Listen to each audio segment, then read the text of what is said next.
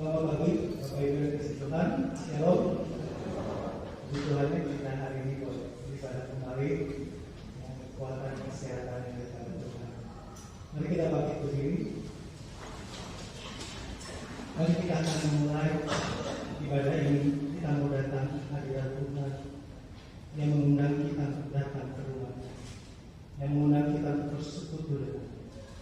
Mari kita memulai ibadah ini dengan satu keyakinan pengakuan bahwa pertolongan kita di dalam ibadah ini datang dari Tuhan yang menciptakan langit dan bumi dan yang memelihara hasil perbuatan kita. Kiranya turun atas kita sekalian anugerah dan damai sejahtera dari Allah Bapa, Allah Putra dan Allah Yesus. Amin. Mari kita duduk. Mari kita mengambil waktu untuk tenang dan bantuan. Mari kita berdoa sehat hati kita untuk dalam menyembah kita.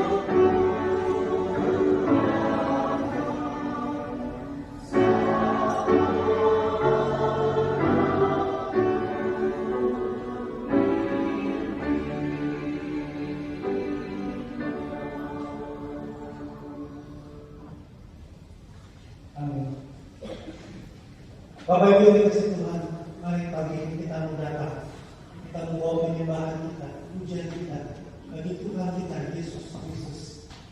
Yang sekalipun Dia adalah Allah, tapi Dia mau datang ke dunia menjadi manusia, bahkan menjadi hamba yang hina dan bahkan mati pun terhina di kayu salib.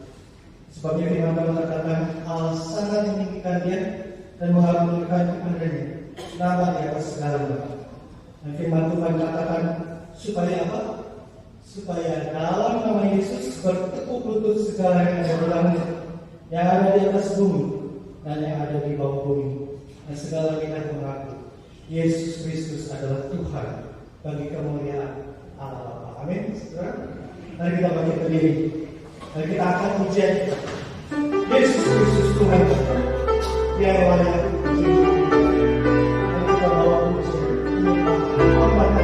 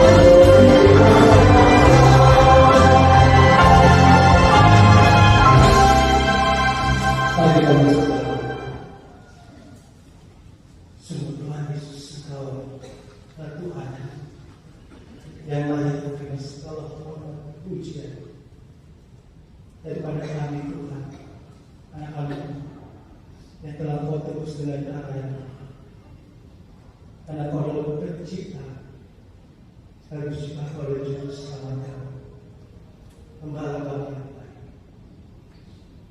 Kau yang datang dari surga, rela menjadi manusia, bahkan menjadi hamba yang hina, akan datang terkira di kayu salib untuk datang menyelamatkan kami, orang yang berdosa. Tuhan, terima kasih, terima kasih. Ampuni segala dosa kami. Ada begitu banyak pelanggaran kami terhadap yang menyebabkan hati. Yesus mohon pengampunan. Pulihkan Tuhan. Murnikan kami sekali. Teguhkan kami sekali Tuhan untuk ikut Tuhan. Terbangkit berjalan di dalam kebenaran. Terima kasih untuk tangan seluruh terbuka. Mengampuni, menolong, memanggil kami sekali pulang ke depan. Terima kasih Tuhan Yesus, buat cinta kasih begitu besar di dalam hidup kami. Kami serahkan ibadah yang membawa segala pujian hamba. Hati kami yang siap mendengar firman yang berkata, Tuhan ini kami datang akhirat. Tuhan berbicara, Tuhan bertuah, Tuhan tunjuklah kami bicara. Kami menserahkan juga Tuhan setiap kami yang datang di tempat ini. Tuhan Kau yang melakukan segala pergumulan yang ada. Mari Tuhan Kau yang memilih, Kau yang melawat Tuhan Yesus, yang datang dengan segala pergumulan di dalam keluarga. Biar ada damai sejahtera dalam setiap keluarga. Mungkin datang dengan pergumulan ekonomi Tuhan, biar Kau menjadi sumber berkat, sandaran. Dipercaya Kau tidak meninggalkan. Kau yang memelihara kami. Kau yang memelihara kami yang lebih berharga daripada banyak buruk itu. Tuhan, kami serahkan tiada pergumulan kesehatan yang kemarin Kau memberikan jawaban keselamatan dan iman yang kuatkan. Kami menyerahkan juga Tuhan bangsa dan negara kami di tengah situasi politik yang ada. Tuhan biarlah ada damai. Tuhan lindungi daripada orang-orang yang bermaksud memecah belah. Tuhan lindungi, Tuhan jaga. Kami musrahkan Tuhan dalam tangan-Mu. Ibadah ini dari awal sampai akhir. Kami persembahkan ke dalam tangan. Kiranya Kau yang puji dalam nama Tuhan Yesus, Tuhan Juru Selamat kami yang hidup kami akan naikkan doa kami. Amin. Selamat kesehatan.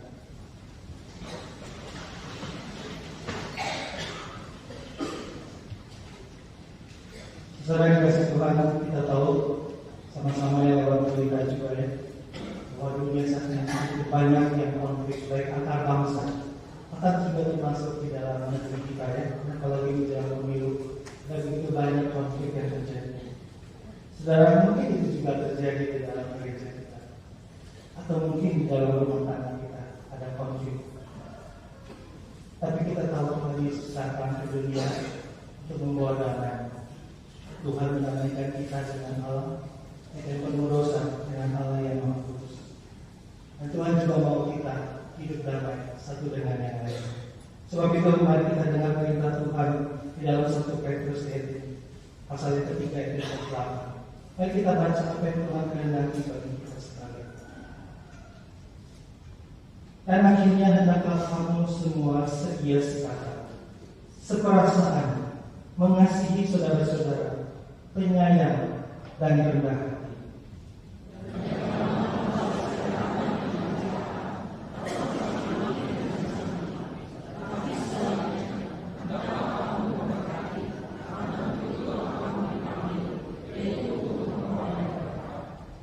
Sebab siapa yang mau mencintai hidup dan mau melihat hari-hari baik, ia harus menjaga lidahnya terhadap yang jahat dan bibirnya terhadap ucapan-ucapan yang menipu.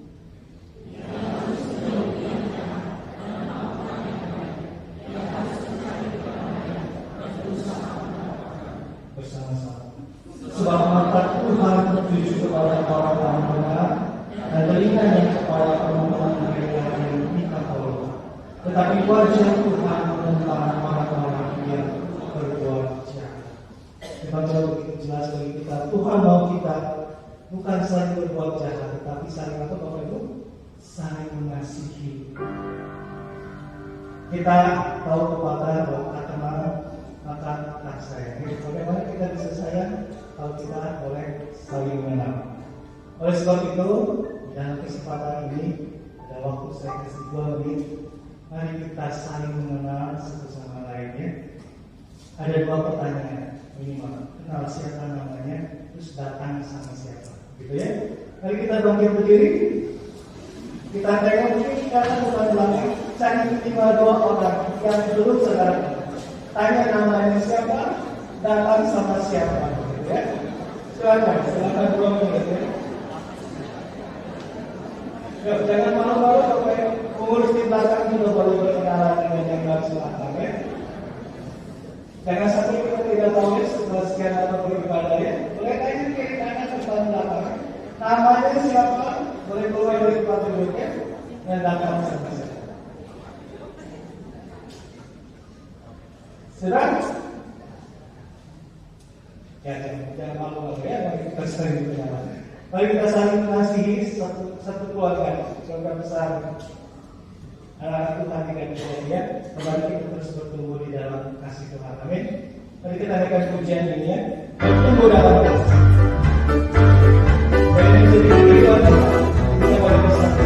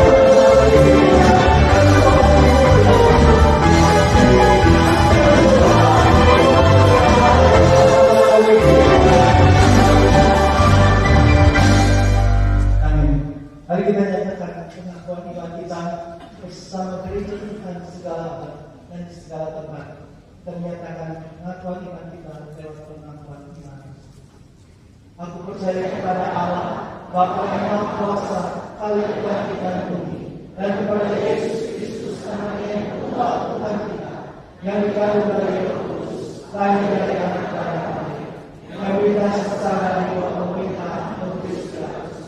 disalibkan mati dan dikuburkan, turun ke dalam kerajaan. Pada hari ketiga, bangkit pula dari antara orang, naik ke surga, duduk di sebelah kanan Allah, Bapa yang Maha Kuasa. Dan saya untuk makan ini awal yang hidup dan iman.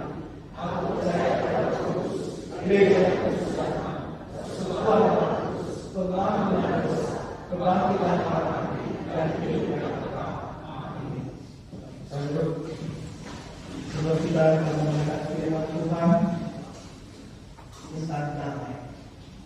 Dan kita akan sama-sama mendengarkan pujian daripada suara yang mengajak mengingatkan kita untuk kita juga saling mengasihi seperti Tuhan kita Yesus. Beserta.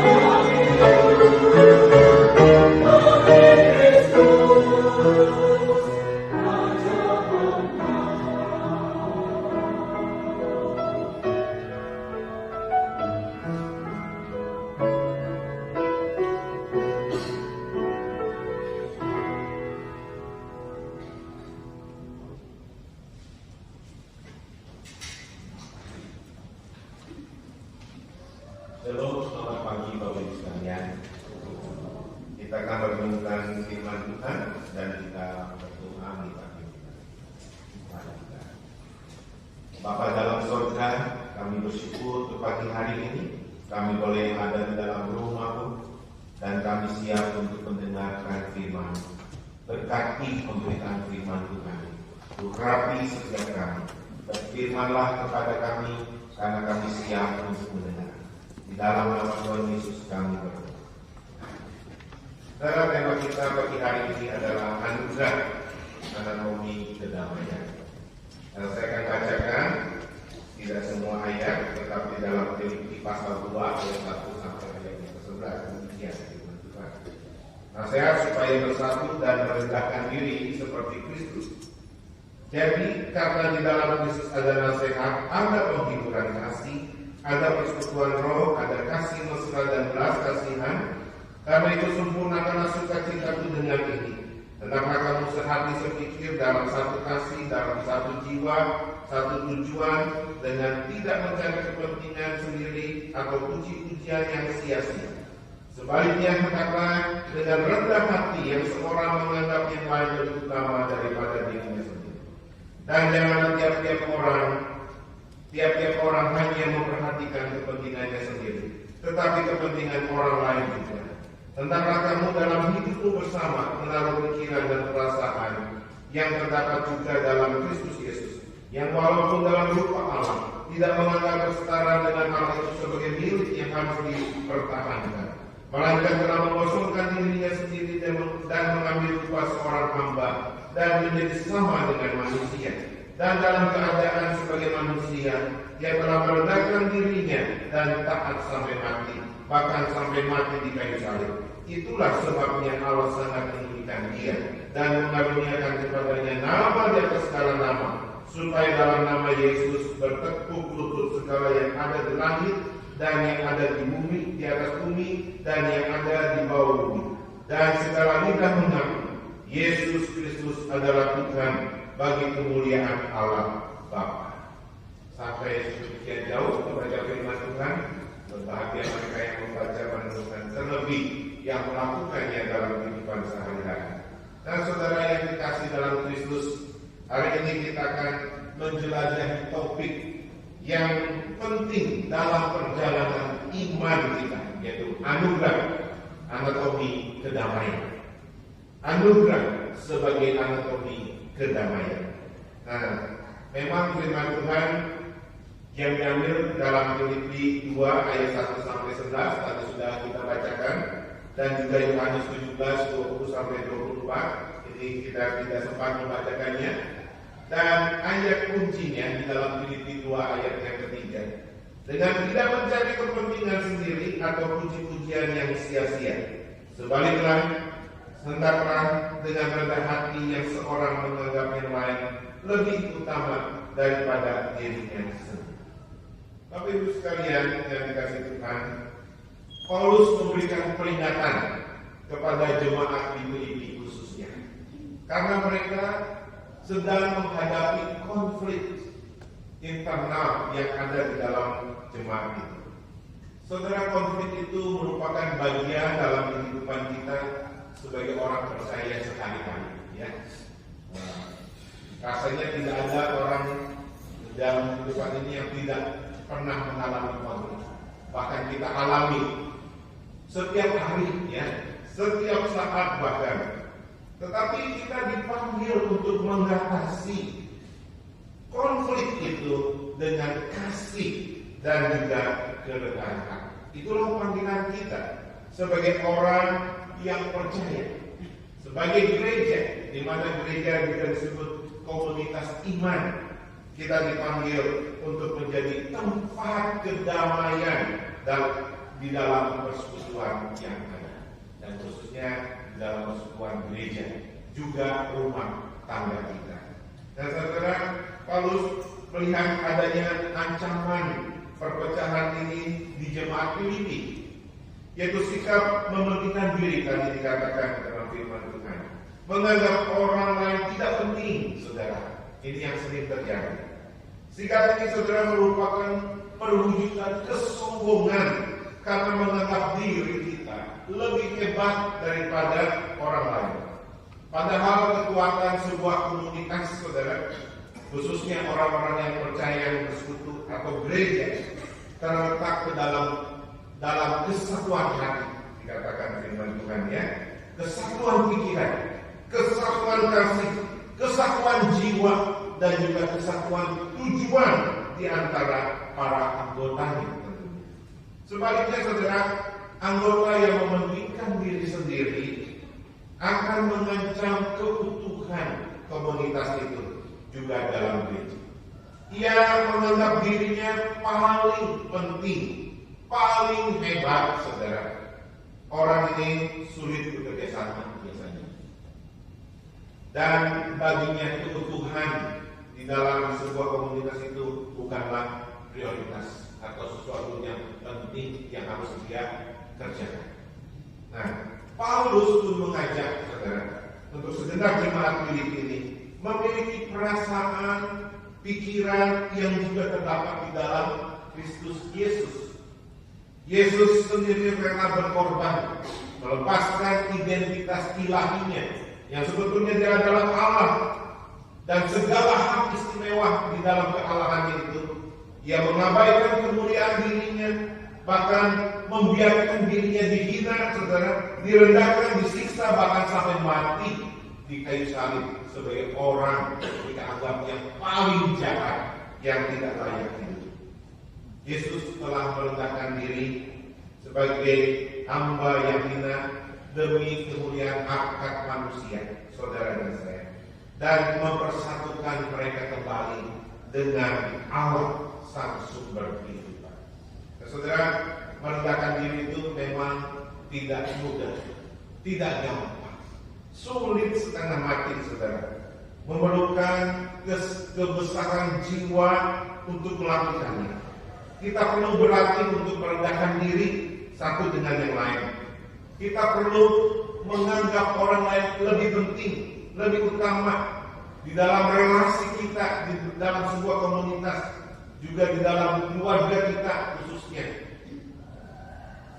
Misalnya, pada saat kita ada perbedaan pendapat, dan hal itu seringkali tidaklah hal yang prinsip atau yang terlalu penting, saudara, bersediakan kita mengalah dan mendukung ide orang lain yang mungkin kita anggap itu biasa saja, itu tidak penting, saudara. Nah, saudara, itu merupakan satu kerendahan hati kita yang mementingkan orang lain, dan kita harus ingat, saudara, keunggulan karakter seseorang itu terletak di dalam kerendahan hatian. Itu seorang yang memiliki karakter yang tinggi adalah dia yang memiliki kerendahan. Nah, saudara, karena itu mari kita memahami konflik dari akar-katanya, saudara.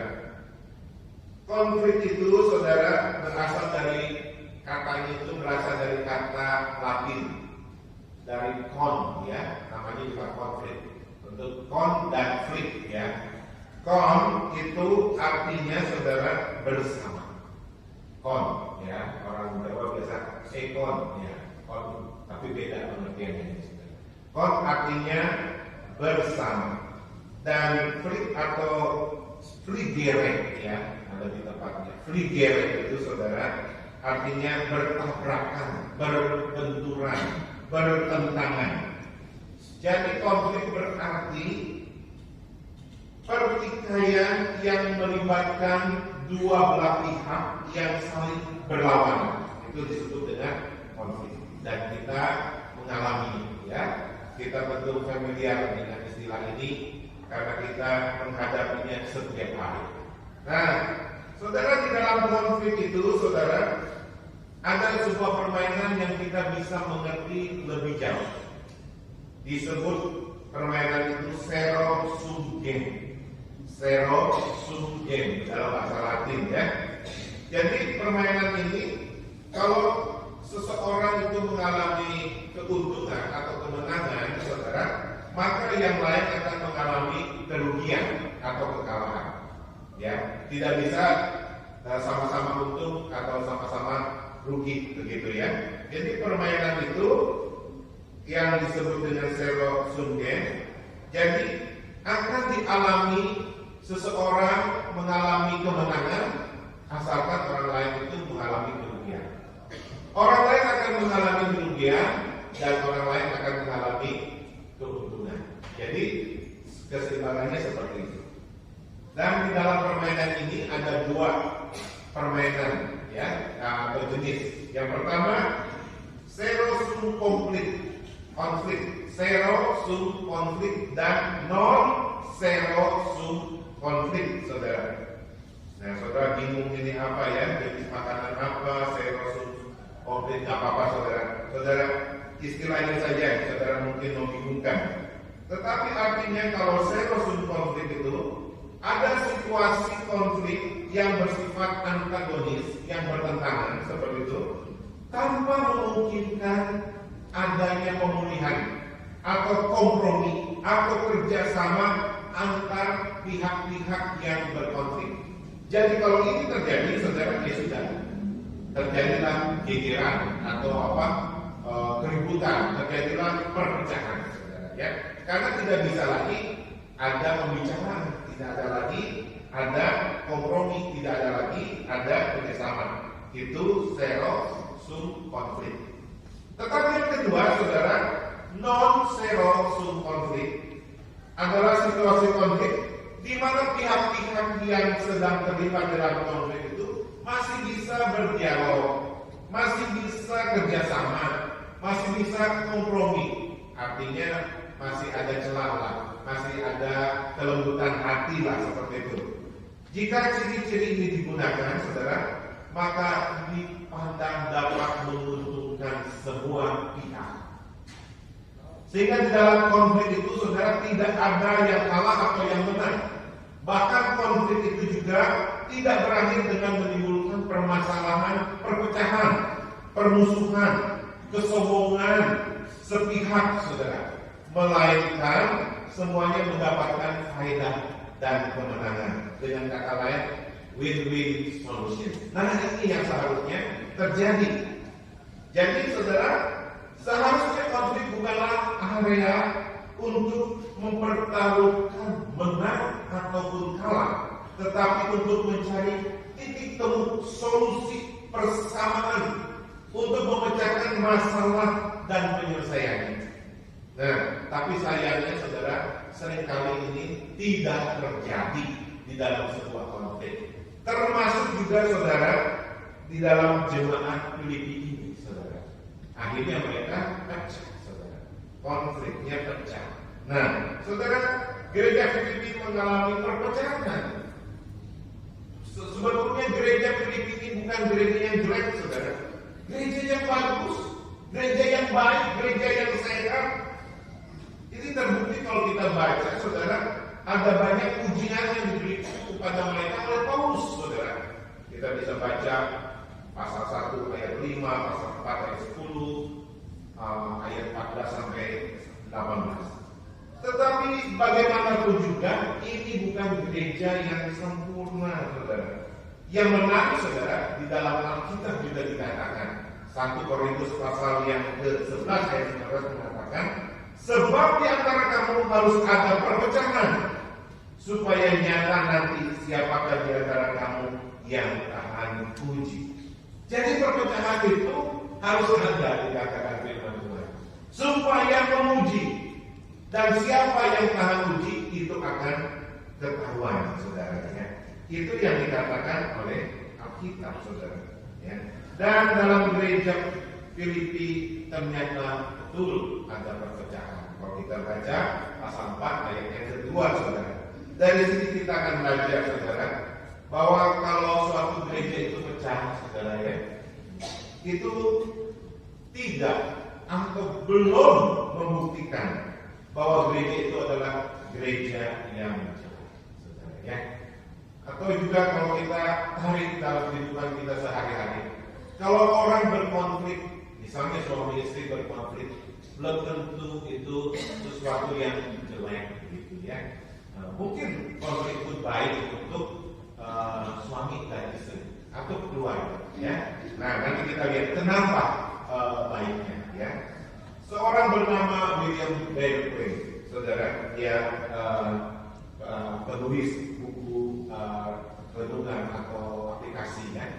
Dia mengatakan, memberikan komentar, bahaya yang mengancam gereja Filipi adalah perpecahan. Dalam arti tertentu, ini adalah bahaya bagi semua gereja yang sehat, saudara. Kalau orang-orang bersungguh-sungguh dan keyakinan mereka betul-betul berarti bagi mereka, maka mereka akan condong untuk gegeran, untuk beribut, untuk berkonflik satu dengan yang lain. Makin besar semangat mereka, makin besar bahaya bahwa mereka akan berkonflik, akan gegeran, saudara. Ya, kadang-kadang ini kok aneh, ya, gereja sehat, tapi baik untuk berkonflik. Nah, saudara, saya setuju dengan komentar ini sebetulnya. Dalam sebuah gereja yang suam kuku, artinya hangat enggak, dingin enggak, saudara, maju enggak, mundur enggak, saudara. Yang diambil tempat, saudara, itu gereja yang suam, saudara. Tidak ada gairah, tidak ada kehidupan di dalamnya, saudara.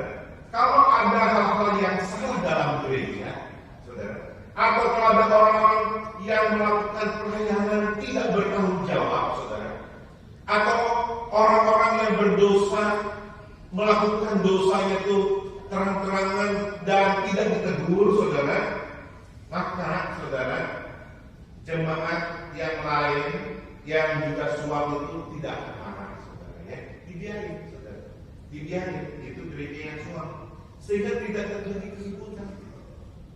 Dia malas datang tepat waktu, biarin, ya, saudara, ya.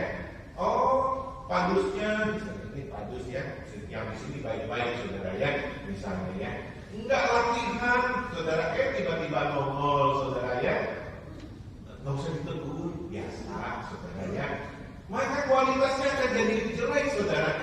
Kalau gereja yang suam itu dibiarin. Tapi kalau gereja yang sehat, saudara, ya, gereja yang bagus, maka hal itu akan membuat jemaat yang bersungguh-sungguh, yang ingin memberikan yang terbaik pada Tuhan, yang hidupnya ingin dibangun, saudara, tidak akan membiarkan itu terjadi. Sehingga terjadi konflik karena dia marah, menegur orang itu. Nah, saudara, baiknya kalau ada yang keliru, kita nasihati, kita tegur, saudara, supaya lebih baik. Ini gereja yang sehat, saudara, ya. Nah, jadi, saudara, jangan terlalu cepat menganggap gereja yang mengalami perpecahan itu, saudara, karena perpecahan itu maksudnya jangan menganggap jelek gereja yang mengalami perpecahan, maksudnya seperti itu. Karena perpecahan itu mungkin akan membawa semangat mereka yang hebat itu untuk melayani Tuhan lebih lagi. Sebaliknya, jangan terlalu cepat memuji gereja yang tidak pecah. Gereja itu dari dulu satu, gitu, ya. Dari zaman purba sampai sekarang, gereja itu ya segitu. Jemaatnya 100, ya 100, saudara, ya. Nggak ada pertumbuhan, nggak ada perkembangan, saudara. Wah, itu good, saudara. Belum tentu, saudara, ya. Nah, karena mungkin saja gereja itu ada dalam keadaan yang suam, ada di dalam ketidakpedulian di dalam anggotanya, saudara. Itu terjadi. Nah, kalau ada kesalahan di dalam gereja, saudara, kita harus berhati-hati dalam memanifestasikan amarah kudus atau holy anger, saudara, ya, agar tidak menimbulkan perpecahan. Jangan juga, saudara, kalau ada yang tidak baik, gitu, ya, kita langsung tegur dengan kata-kata kebun binatang, saudara, sehingga orang itu sakit hati tidak mau ke gereja. Ya, itu juga keliru, saudara, ya. Harus dengan bijaksana. Nah, saudara, Paulus menginginkan kesatuan di gereja Filipi ini karena Paulus menyadari sebagai orang yang percaya kita dipanggil untuk membawa damai. Itu panggilan kita. Jadi saudara, kita kadang-kadang aneh saudara. Ya, ada orang-orang tertentu yang senang melihat gereja itu pecah, saudara ya. Khususnya mungkin gereja tetangga, saudara ya, bukan gereja kita ya. Oh saingan menjadi saingan. Oh kalau pecah bersorak. Ada saudara orang-orang yang demikian saudara. Ada juga orang yang senang saudara menyebarkan gosip di gereja saudara ya. Wah kalau dia sehari ke gereja nggak bergosip saudara, nggak plong jiwanya, hatinya saudara. Maka tiap hari dia datang ke gereja untuk bergosip. Dan saudara, ini memecah gereja. Kalau ada di antara kita seperti ini saudara, bertobatlah ya saudara ya. Karena kerajaan surga sudah dekat saudara. Nanti kita nggak sempat bertobat, tiba-tiba bukan masuk surga, masuk neraka saudara ya. Nah, kalau demikian saudara, bagaimana caranya kita bisa terus? Nah, saudara, ini saudara tahu yang tidak. Tetapi firman Tuhan sudah memberikan kepada kita. Yang pertama adalah saudara dikatakan di dalam ayat yang ketiga, Filipi pasal yang kedua. Tidak mencari kepentingan sendiri dan puji-pujian yang sia-sia. Ini yang pertama saudara. Tidak mencari kepentingan sendiri dan puji-pujian yang sia-sia. Saudara, di dalam NIV dikatakan, salah satu terjemahan, jangan melakukan apapun yang ditimbulkan oleh ambisi yang egois atau kesombongan yang sia-sia. Itu yang pertama ya. Saudara, adanya keinginan untuk meninggikan diri selalu menyebabkan timbulnya kekacauan, persaingan menimbulkan apa saudara? Pertengkaran saudara ya, permusuhan, ketidaksenangan. Karena itu saudara, kita harus merenungkan diri kita masing-masing. Apakah di antara kita, dalam diri kita ada sifat egoisme? Tentu ada saudara ya. Tapi kita harus menekannya saudara. Atau keinginan untuk menonjol lebih tinggi, lebih populer, lebih hebat, lebih dihargai dari yang lain. Kalau ada saudara, maka kita harus bertobat. Karena ini menimbulkan perpecahan. Ya. Yang kedua saudara, kita belajar di dalam ayat yang ketiga.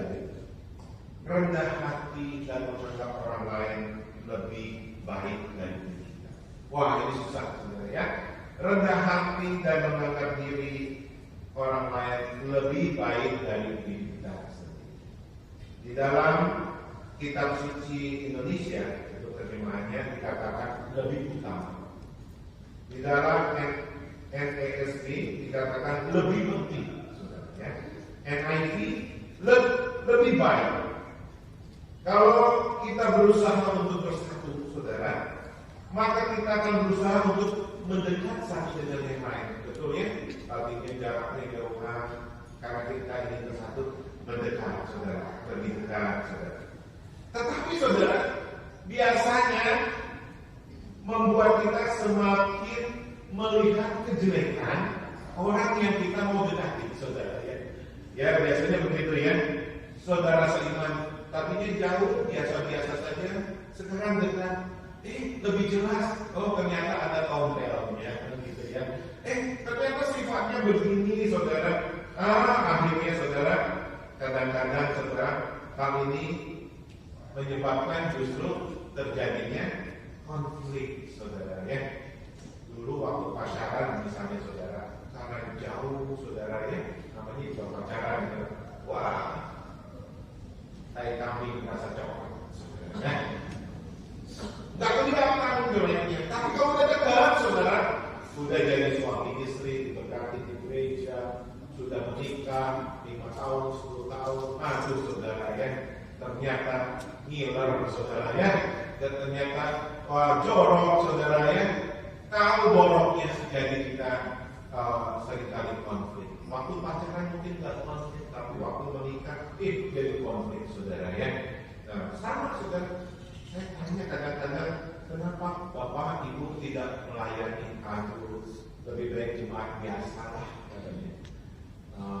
Kalau jadi pengurus, tahu jeroan gereja, tahu pengurus ini, pengurus itu, ternyata tidak seperti yang dipikirkan. Aduh, jadi sebel gitu ya. Atau sama seperti saudara, kalau kita makan di restoran saudara ya, jangan pergi ke dapur saudara ya. Biar yang dapur masak-masak aja saudara ya. Kita menikmati aja makanan yang enaknya. Karena kalau kita ke dapur, joroknya saudara ya, seringkali kelihatan ada tikus, ada kecoa, cicak, segala macam saudara berkeliaran di situ, kita jadi nggak selera. Ya. Ada jeleknya memang saudara. Tapi kita memang disuruh untuk mendekat. Kita disuruh untuk bersatu, saudara. Nah, bagaimana caranya? Rendah, ya, rendah. Karena itu, saudara, di dalam ayat yang ketiga itu penting sekali. Kita harus menganggap saudara seiman kita lebih baik dari diri kita sendiri. Itu tidak berarti bahwa kita harus menganggap bahwa saudara kita itu baik dalam segala hal, saudara. Apa yang harus kita lakukan kalau demikian, saudara, supaya menganggap saudara seiman kita lebih baik daripada kita, saudara? Kita menyoroti, saudara, kejelekan kita sendiri, saudara. Kita soroti diri kita yang jelek ini, saudara ya. Kita soroti kebaikan orang lain, saudara ya.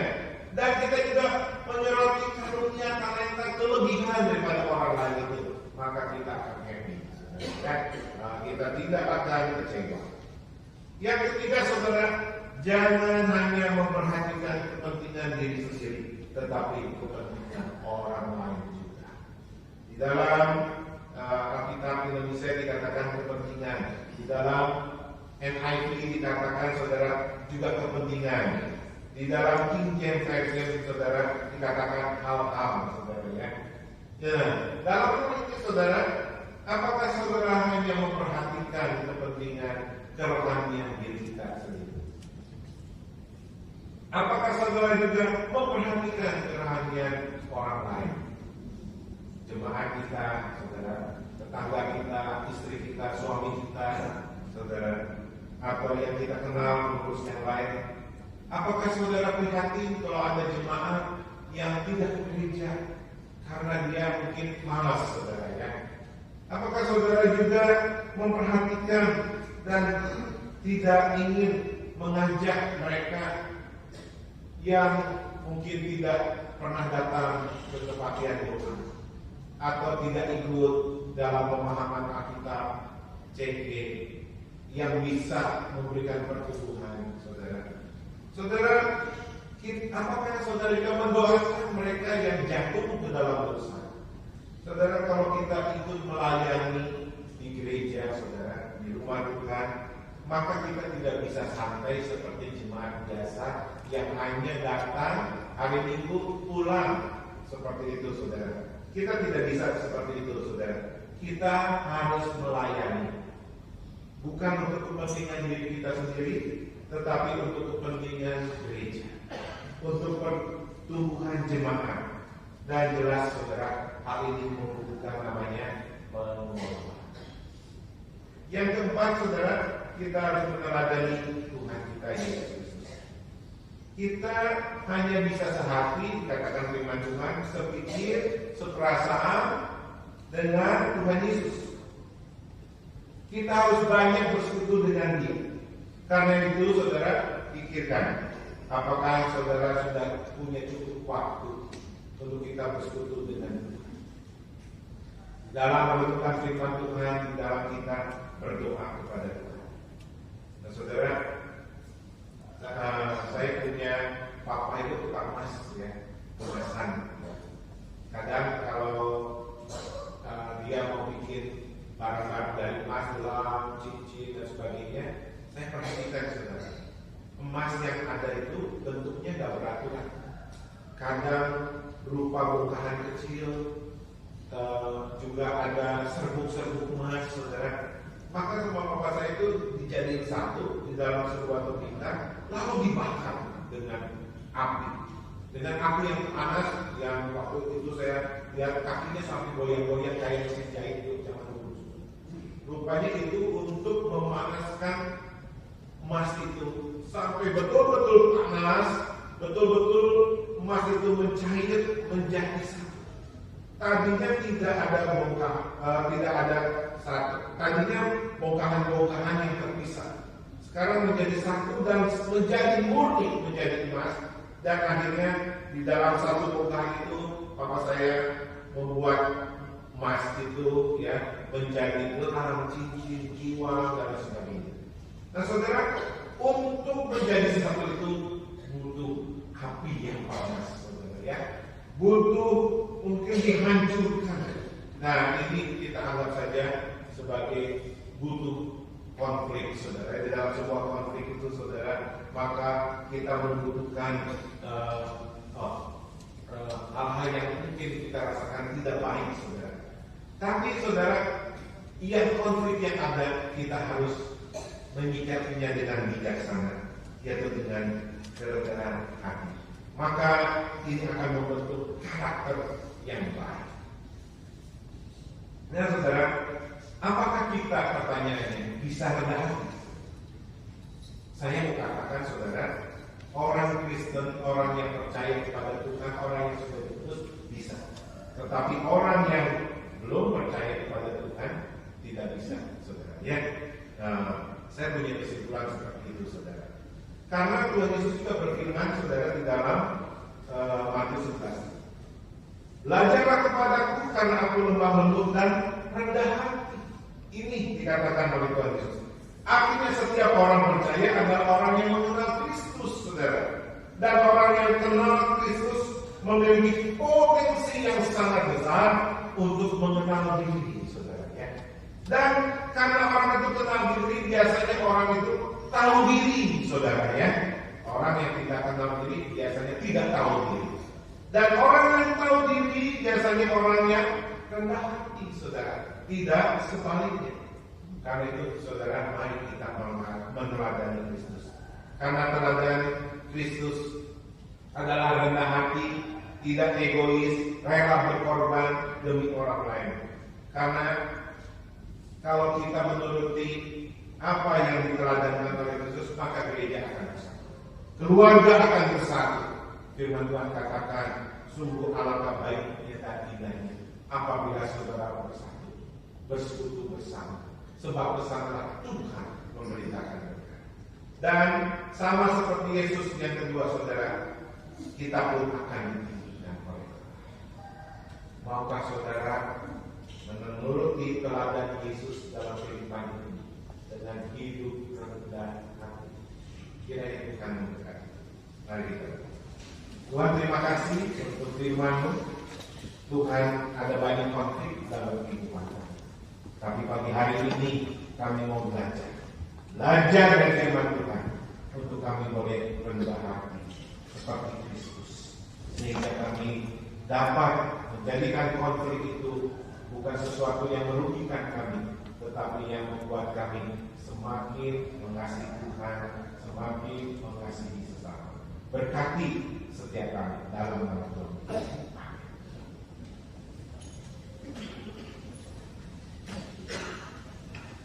Tuhan, kita sudah diberkati dalam firman Tuhan pagi ini.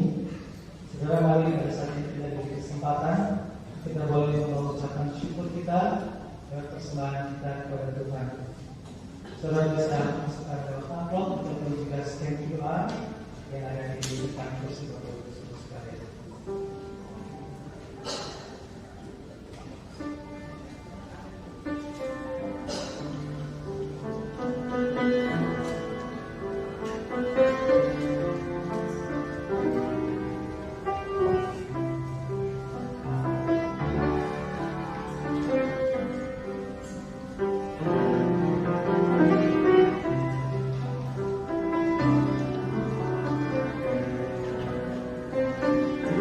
Saudara, minggu yang akan datang kita akan menyambut tahun baru Imlek.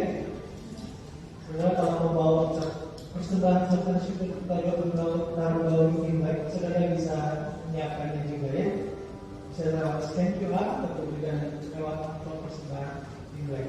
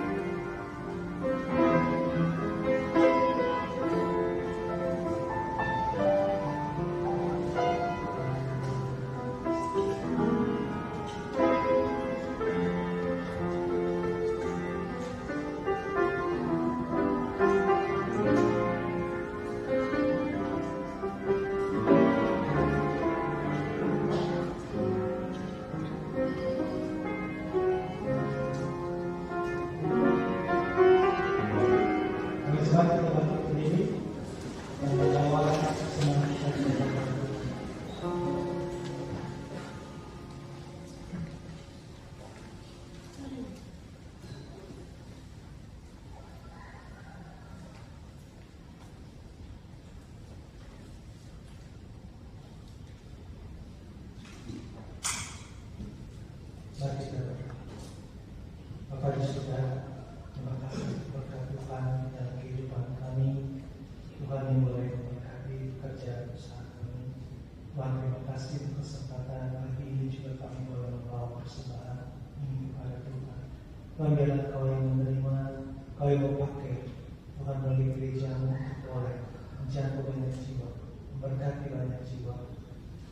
Memperluas kerajaan Tuhan melalui gereja. Tuhan, terima kasih kiranya Kau menerima segala persembahan. Dalam nama Tuhan Yesus yang berdoa bersyukur. Amin. Selamat kesalahan duduk.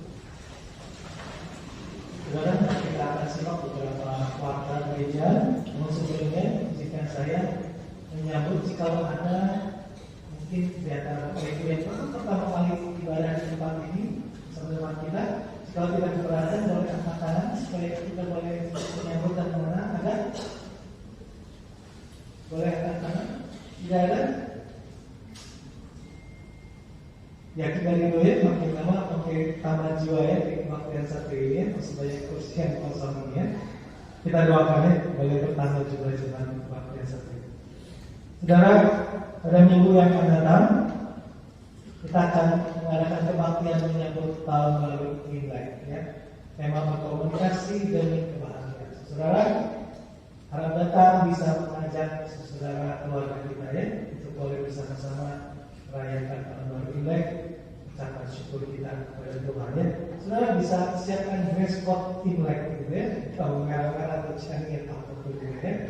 Mari kita sama-sama memeriahkan suasana kebaktian tahun baru Imlek. Kemudian doa Rabu onsite jam 5 dalam dua bahasa. Mari kita datang sekali lagi untuk berdoa di hadapan Tuhan. Temanya untuk Rabu ini adalah penawaran daripada Judas, akan dibawakan oleh Majelis Nani. Dan untuk doa Rabu secara online lewat Zoom pada pukul 7 malam, temanya adalah wakil gereja yang juga warga negara. Akan disampaikan oleh Pendeta Samuel Wahyudi. Kita juga diundang untuk hadir. Bagaimana kita boleh mempersiapkan diri menjelang hari ke-12an, ya. Banyak yang bingung atau bagaimana. Mari saudara datang kita berdoa bersama. Kemudian untuk kelas katekisasi baptisan CD dan katekisasi juga akan dimulai pada minggu ini nanti jam 9:30. Saudara yang ikut di dalam kelas katekisasi ini silakan boleh hadir dan mendaftarkan diri ya. Kemudian kelas katekisasi pranikah akan dimulai pada minggu tanggal 25 Februari. Silakan bagi yang persiapan pernikahan boleh mengikutinya. Terakhir mari kita sama-sama simak video. Saudara sekalian, dalam waktu dekat kita akan memasuki pesta demokrasi. Sebagai warga negara yang penuh tanggung jawab, kita diundang berpartisipasi di dalam pemilu 2024. Tanggal 14 Februari 2024 adalah sebuah momen yang sangat penting yang mengharuskan keterlibatan aktif kita. Sebagai keluarga besar, Meyo Pinto Kita menyadari peran kita masing-masing di dalam membangun masa depan bangsa dan negara kita. Maka dengan penuh perhatian, mari kita amati beberapa hal. Pertama, kita perlu memahami visi misi daripada calon presiden, wakil presiden dan legislatif dengan bijaksana. Jadilah pemilih cerdas. Ingat, kita bukan sekedar mencari pemenang pemilu, tetapi mencari pemimpin yang berkualitas untuk memajukan negeri dan bangsa kita. Kita perlu memahami dengan bijak visi misi dari setiap calon presiden, wakil presiden serta calon legislatif. Dengan demikian kita bisa memilih dengan kesadaran dan tanggung jawab. Yang kedua, banyaklah berdoa. Kita perlu banyak berdoa supaya Tuhan sendiri menentukan para pemimpin yang berintegritas, yang sungguh-sungguh mengasihi rakyat, yang sungguh-sungguh mau memajukan kita bersama. Terkasih Tuhan, kita perlu banyak berdoa supaya seluruh proses pemilu berjalan dengan aman, damai, dan tentram. Yang ketiga, marilah semua menggunakan hak pilih kita. Kita perlu berpartisipasi aktif menggunakan hak pilih kita. Jauhkanlah praktek golput. Dengan demikian kita perlu berkontribusi menjaga kelancaran proses ini dengan baik. Suara saudara sangat penting. Itu dalam ungkapan dokumen kita menentukan masa depan negeri dan bangsa kita. Itu sebabnya marilah kita dengan kesadaran ini kita pergi ke TPS masing-masing pada waktunya untuk melakukan pemilihan itu. Ini Tuhan akan memberkati kita, memberikan kita Indonesia yang semakin maju, jaya, sejahtera bagi semua. Tuhan memberkati kita semua. Dan sebab kita berdiri kita mengakhiri ibadah kita. Mari kita pulang melakukan firman Tuhan mau kita selalu mengasihi dari Tuhan. Mari kita dengan pujian ini doakan.